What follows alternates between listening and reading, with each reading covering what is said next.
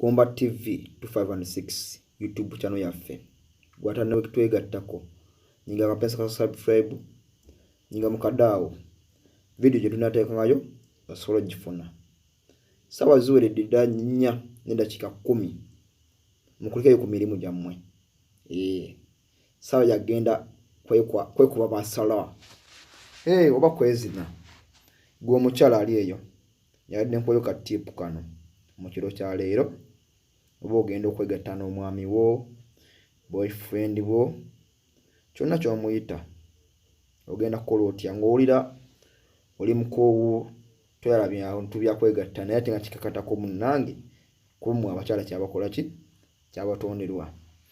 Ogenda kuyingira mu buliri weebakewo kya bugazi.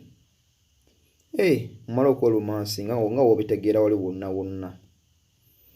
Ngenda kusaba oba oli mumaze okulumansinga osika omukka emirundi 3 nga woguzza munda. N'omulala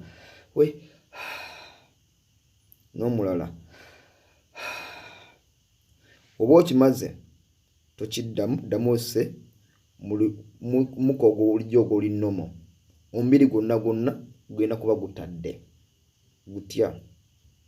Obeera omubiri omaze oguggulira nga gutadde nga gwonna gulebedde omubiri gulebeze kitegeera.